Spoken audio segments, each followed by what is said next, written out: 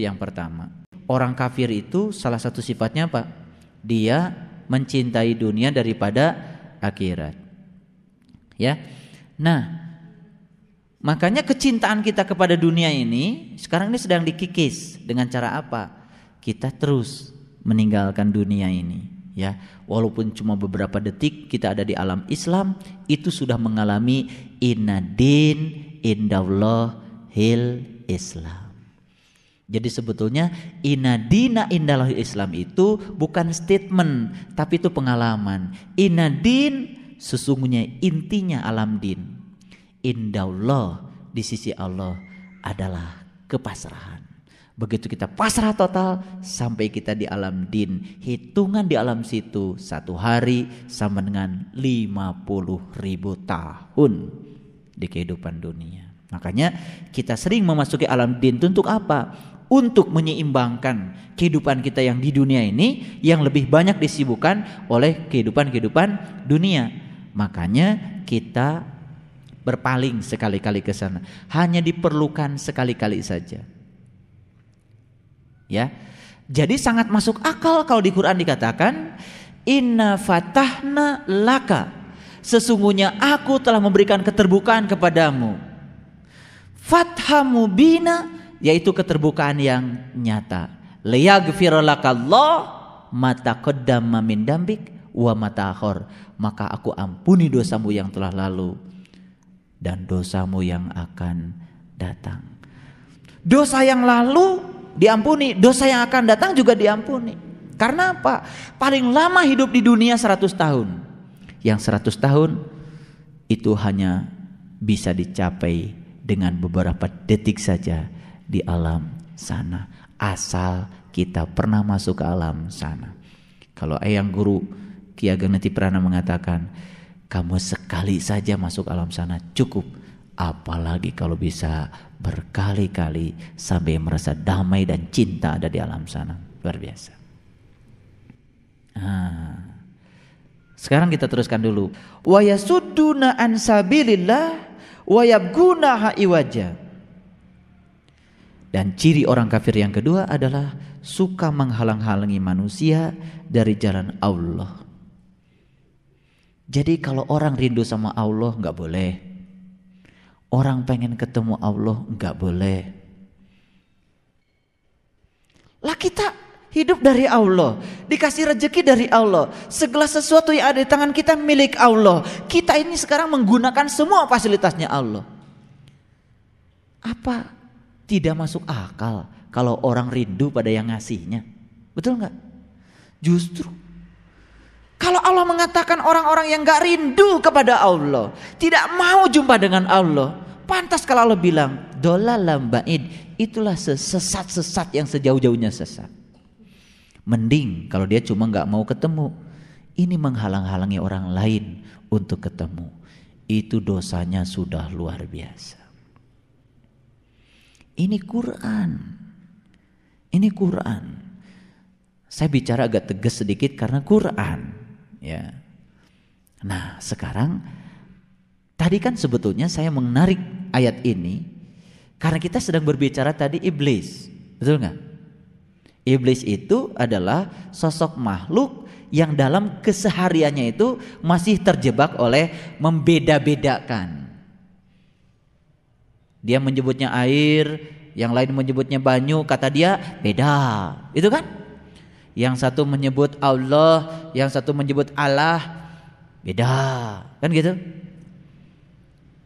Padahal ketika manusia sampai pada puncak pencariannya, dia akan sampai pada titik kul a'udzu birabbinas, aku berlindung pada Tuhannya manusia. Ketika sampai di sana, subhanallah. Nah, sekarang Quran surat Al-Hijrnya. Sekarang tolong baca dulu.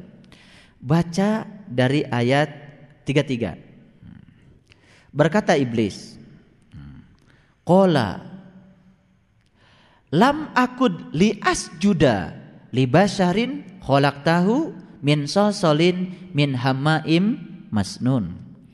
Berkata iblis, aku sekali-kali tidak akan sujud kepada manusia yang engkau telah menciptakannya dari tanah liat kering, dari lumpur hitam yang diberi bentuk. Jadi masih membicarakan soal warna di sini, betul nggak? Masih membicarakan soal bentuk, masih bicara dibikin dari apa, betul nggak? Itu yang diperkarakan oleh iblis, betul nggak? Hidup manusia tuh sekarang itu cuman sibuk ngurusi warna, betul nggak? Ngurusi bentuk, ya kan? Bentuk itu mewujud menjadi organisasi-organisasi itu bentuk tuh, ya kan? Warna kehidupan. Kita tidak siap menerima kehidupan apa adanya. Kita ingin kehidupan sebagaimana yang kita ingin. Lalu kita maksa agar orang lain mengikuti apa yang ada di pikiran kita. Begitu? Capek deh.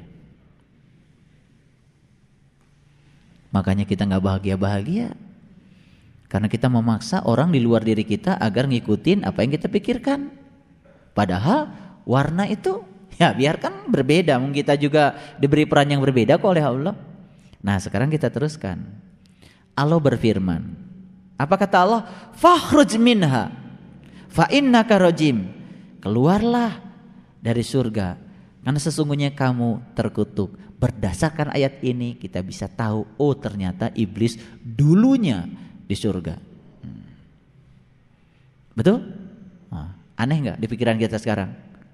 Aneh. Mana iblis di surga? Gitu kan, aneh. Karena kita belajarnya nggak pakai Quran. Iya, itu ilmu kita selama ini itu kan, ilmu kirata. Itu menjadi kelemahan pembicaraan kita. Pahit saya sampaikan, ini Quran. Jadi kalau gitu iblis diusir oleh Allah dari surga gara-gara apa? Gara-gara iblis itu masih membeda-bedakan. Makanya kalau masih membeda-bedakan, riweuh, pasea wae. Nah, pasea itu kan neraka. Jadi sekarang saya mau tanya, banyak gak iblis? Banyak. Nah, sekarang saya tanya sekarang, kenapa orang benci pada orang lain? Karena dia anggap orang lain beda dengan dirinya.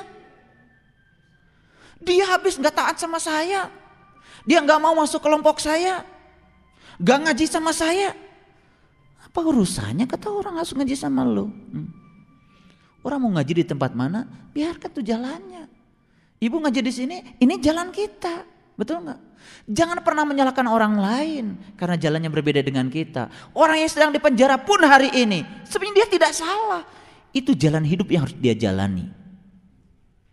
Bagian dari proses kehidupan yang harus dia jalani. Ya biarkan saja. Tidak ada yang salah dalam kehidupan. Tidak ada yang salah dalam kehidupan. Tidak yang patut karena apa? Semua masa lalu seburuk apapun itu yang akan mengantarkan kita menjadi kita yang hari ini. Ada yang bilang sama saya, Bapak, ini daerah ini Pak, ini daerah yang menyakitkan saya. Kenapa Bapak? Saya dulu pernah jadi petani Pak di sini. Saya bangkrut. Terus sekarang kenapa? Alhamdulillah Pak. Saya setelah jualan yang ini nih sekarang, bisnis saya luar biasa. Saya bilang, Bapak tuh bisa jualan itu karena pernah bangkrut jadi petani. Kalau Bapak tidak bangkrut jadi petani, gak mungkin Bapak jadi jualan itu. Betul gak? Allah menutup satu pintu dan membuka pintu lain bagi Bapak. Jangan pernah ratapi masa lalu kegagalan. Tidak ada kegagalan sebetulnya. Sepanjang Bapak bisa mengambil hikmah dan ilmu dari kegagalan Bapak, itu kesuksesan.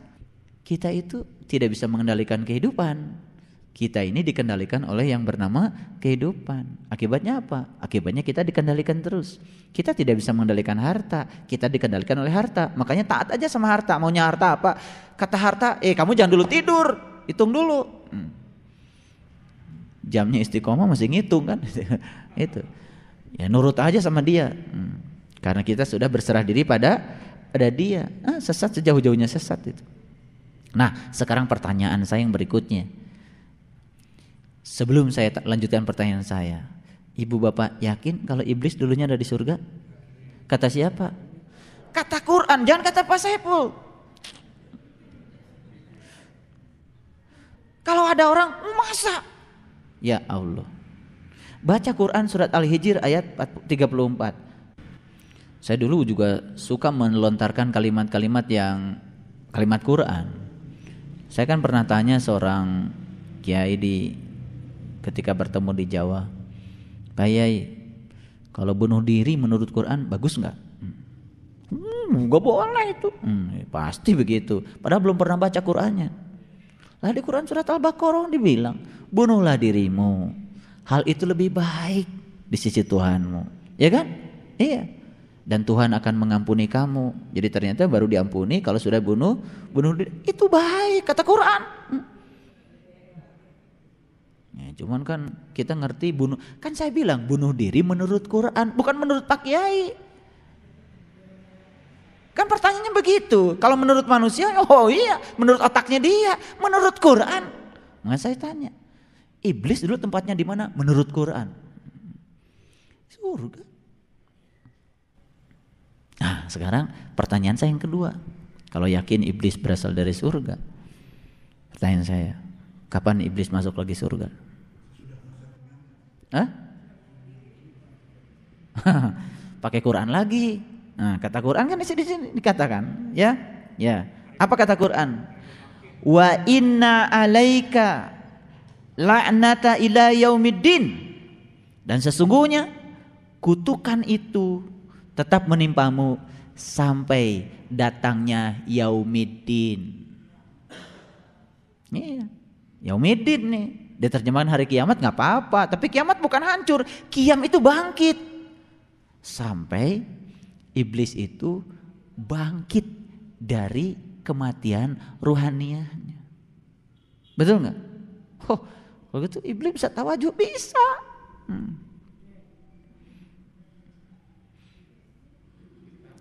Lah iya, bagaimana caranya kiamat? Kiamat itu kan dihancurkan nih alam semestanya, betul nggak? Diratakan, dimatikan. Lah supaya bisa meratakan, bisa menghancurkan alam semestanya ini gimana caranya? Kan dia harus tahu ilmunya. Kan orang yang hancur itu, orang yang mati itu tidak mendengar, tidak melihat, tidak mendapat, tidak bicara. Gimana kalau nggak diajarin sama guru? Ya kan? Nah makanya dia harus dihancurkan dulu. Gimana caranya? Ya harus ikutan dong. Harus ikutan. Iya kan? Harus dapat ilmu dulu. Setelah dapat ilmu kemudian dihancurkan, diratakan. Setelah itu dia bangkit dari kematian rohanianya. Masuk mana dia? Masuk surga. Makanya kita terus nyeritain iblis. Waduh, saya tadi habis tergoda oleh iblis. Itu iblis itu kalau belum kiamat terus aja nggodain kita gitu kan. Kan gitu selama ini, betul nggak? Subhanallah. Nah kalau begitu saya mau tanya sekarang. Nabi Adam dari surga enggak? Dari surga. Nabi Adam pernah terusir enggak dari surga? Pernah. Gara-gara apa? Makan buah holdi. Dalam Quran dikatakan Nabi Adam itu terusir dari surga karena dia menanggalkan baju takwanya, ya kan?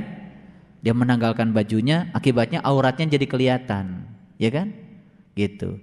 Ketika seseorang itu menanggalkan baju takwanya, maka auratnya jadi kelihatan. Ketika seseorang itu sudah tidak dibajui dengan baju takwa lagi, yang muncul itu adalah kebencian, kejelekan, itu kan? Nah, kan ada orang yang kelihatan tuh dikit-dikit ngomongin orang, dikit-dikit ngomongin orang. Yang keluar dari mulutnya itu bukan, kan kalau ahli surga di Quran illa kilan salaman salama, yang keluar dari mulutnya itu pasti ucapan damai dan mendamaikan. Ini mencemooh, menjatuhkan, menjelekan. Sebenarnya dia sedang tinggal di mana? Di neraka. Saya mau tanya sekarang, kenapa dia kelihatan auratnya? Karena dia tidak menggunakan baju takwa. Kalau orang yang selalu pakai baju takwa, nggak berani. Mau ngomongnya udah istighfar. Kenapa? Langsung dipakai lagi baju takwanya. Karena takut kelihatan auratnya. Memangnya kalau orang sedang ngomongin orang lain, mencemooh orang lain, menghina orang lain, apa dia menjadi terhormat? Tidak, dia sedang menghinakan dirinya sendiri. Makanya ketika orang dihina, dia tetap sabar. Itu dia sedang menggunakan baju takwanya. Yang muncul dari dirinya itu kemuliaannya. Nah itu yang dikatakan di Quran itu, ya min sya'airillah fa innaha min taqwal qulub. Syiar-syiar Allah itu hanya akan dilahirkan dari takwal qulub, dari kolbu yang takwa. Ya, kolbu yang takwa itu adalah kolbu yang sudah menggunakan baju takwa. Baju takwa apa? Ya Allah. Kalau sudah pakai baju Allah, kemudian kita melihat Allah di setiap orang, meliputi semua manusia, dan ruhnya ditiupkan pada semua manusia, kita tidak berani lagi. Nah, jadi kembali lagi, ternyata iblis itu sering terusir dari surga. Tapi iblis juga masih punya kesempatan masuk ke dalam surga. Betul, asal dia mau mengkiamatkan dirinya. Nah, kalau begitu siapa iblis itu? Baru jelas dari tadi ngomongin iblis. Dikiranya yang diomongin ya orang sana itu. Baru jelas. Dari tadi yang diomongin dikiranya di sana, orangnya di sana, ternyata ngumpul di sini. Ya nggak apa-apa, saya udah ngaku dari tadi. Saya tuh udah ngerti dari tadi sebelum ngajar, jadi saya udah tahu dan sadar siapa saya. Ini yang tadi belum ngerti kan dikiranya, oh itu lagi ngomongin iblis ceramahnya. Dipikir-pikir tadi, kalau gitu kadang-kadang masuk surga, kadang keluar. Kadang-kadang sabar, kadang-kadang marah-marah kan gitu kan? Siapa itu? Kadang-kadang nerima gitu ya. Kadang-kadang tidak gitu kan? Ya kan? Kadang-kadang ikhlas, kadang-kadang enggak ikhlas kan gitu. Banyakan mana? Jadi sebetulnya yang suka mengusir dari surga itu siapa? Diri kita sendiri. Ya Allah. Dulu kita membayangkan iblis itu suatu sosok, ya kan? Yang ada di alam sana, ya kan? Yang suka godain kita. Betul? Padahal Quran mengatakan dia kadang-kadang di surga, dia kadang-kadang di neraka. Ya kan? Betul enggak? Dia kadang-kadang turun dari surga. Dia di surga, tapi karena dia kadang-kadang terpancing mengusir dirinya keluar, ya kan? Tapi kata Allah diberi tangguh lah. Sampai kapan? Sampai hari berbangkit. Kalau kamu mau berbangkit, mengkiamatkan dirimu, masuk lagi. Nah makanya hanya beberapa detik saja masuk surga, keluar lagi. Nah masa sering sekali masuk surga, walaupun cuma beberapa detik, masa baunya surga tidak mewarnai kehidupan kita? Nah itu sebabnya sering masuk ke sana itu, warna sana itu lama kelamaan akan mewarnai kita. Makanya saya perhatikan orang-orang yang sering masuk ke sana, dia menarik sifat-sifat surga dan itu dijelmakan dalam dirinya sehingga dia sekarang menampilkan surga di dalam kehidupannya. Damai, tenang, masalah banyak tapi biasa, ya kan? Sehat, sakit, biasa, tetap bisa senyum di segala keadaan. Surga enggak itu? Surga. Kapan kita itu? Nah, ini pertanyaan berikutnya. Kapan kita itu memiliki potensi untuk terusir dari surga? Ketika kita sering membeda-bedakan. Ini uangnya banyak, ini kurang. Ini kaya, ini tidak. Ini naik angkot, ini tidak. Enggak boleh lagi. Ketika kita terjebak pada membeda-bedakan, tidak usah nunggu diusir. Langsung kita akan terusir sendiri. Pusing. Lalu kita coba bandingkan dalam perbedaan itu. Kita bandingkan diri kita dengan orang lain, ya kan? Bandingkan rumah kita dengan rumah orang lain. Bandingkan mobil kita dengan mobil orang lain, ya kan? Bandingkan tinggi kita dengan tinggi orang lain, ya kan? Begitu lihat orang tinggi, saya jadi rendah hati karena saya pendek. Udah, langsung beli alat yang di TV itu yang bisa memanjangkan itu kan, langsung tidur langsung panjang gitu kan. Alat apa itu namanya? Ya, pokoknya beli alat itu buru-buru. Kenapa? Stres gara-gara tingginya kurang ideal kan gitu. Jadi akhirnya hidup itu terus mikirin tinggi badan, mikirin berat badan. Kapan mau berserah diri sama Allah? Betul nggak? udahlah sekarang terima saja kehidupan ini apa adanya. Kalau masih bisa dilangsingkan, langsingkan, nggak apa-apa. Kalau mau bisa ditinggikan, tinggikan, tapi jangan terikat pada hasil. Ya kan? Fitness untuk tinggi badan, jangan fitness untuk sehat aja, supaya istiqomahnya lancar gitu kan. Kok saya udah ini Pak, tapi tetap perut saya nggak apa-apa. Emangnya kenapa sih Pak Indra aja perutnya kayak gitu, nggak apa-apa, sehat-sehat saja. Jadi nggak usah. Nah kita ini kan, nah kenapa? Karena kita itu sering ya terjebak pada tadi kecintaan pada urusan-urusan yang bersifat materi, bersifat fisik.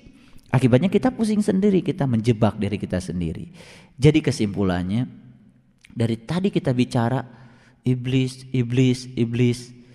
Terus kita mengerucut secara induktif sampai akhirnya kita mendapatkan kesimpulan, oh ternyata iblis itu tidak jauh ya, pada ngumpul juga di sini. Nah, akhirnya kita sadar selama ini kita baca Quran itu kan tidak kontekstual, terlalu ngawang-ngawung, ya kan? Dongeng tentang malaikat dan iblis itu sujud pada Adam itu semua orang udah tahu. Tetapi kontekstualnya, implementasinya apa? Betul nggak? Jadi sebetulnya kita itu sekarang sedang membuat agar penglihatan kita yang terhalang oleh aspek-aspek lahir ini tembus sehingga masuk pada yang dibalik lahir. Begitu tembus ke sana, maka kita tidak melihat lahir lagi. Yang melihat itu adalah tembusannya. Itulah Quran mengatakan, inna akramakum indallahi atqakum. Sesungguhnya orang yang paling mulia di sisi Allah adalah orang yang bertakwa. Gitu. Jadi akhirnya kita melihat, oh ternyata derajat manusia itu tidak bergantung pada aspek lahirnya, tapi pada aspek ketakwaannya. Makanya di dalam Quran juga dikatakan darah dan daging tidak akan mencapai Allah. Yang mencapai Allah adalah takwa. Takwa lagi, kan begitu. Makanya kita pun akan menjadi manusia yang mensyiarkan Allah kalau kita sudah memulai kehidupan kita dengan min taqwal qulub, dengan kolbu yang takwa. Jadi kesimpulan dari pengajian kita hari ini, ya kita memahami diri kita lebih dalam lagi. Ternyata Allah begitu luar biasa mengatakan, ya wa ja'alna lakum fiha ma'ayisha. Ternyata segala sesuatu ada di dalam dirimu. Nah kalau segala sesuatu ada dalam diri kita, berarti kita sekarang tinggal menggali, ya kan? Kalau belajar iblis nggak usah jauh-jauh ke dalam, belajar malaikat nggak usah jauh-jauh ke dalam, belajar Asmaul Husna nggak usah jauh-jauh ke dalam, belajar sifat 20 nggak usah jauh-jauh ke dalam. Demikian juga orang yang mencari Allah keluar dari dirinya akan semakin menjauhkan dia dari Allah, karena semuanya ada di dalam dirimu. Wa fi anfusakum afala tubsirun, dan pada dirimu kenapa engkau tidak perhatikan. Jadi selama ini kita terlalu sibuk mencari iblis keluar dari diri kita, tetapi kita tidak pernah memaknainya ke dalam. Padahal dia turun dari surga, dan sekali-kali juga dia bisa masuk ke dalam surga ketika dia bisa mengkiamatkan dirinya. Itu. Shadaqallahul Azim. Terima kasih atas segala perhatiannya. Mohon maaf bila ada kesalahan. Assalamualaikum warahmatullahi wabarakatuh.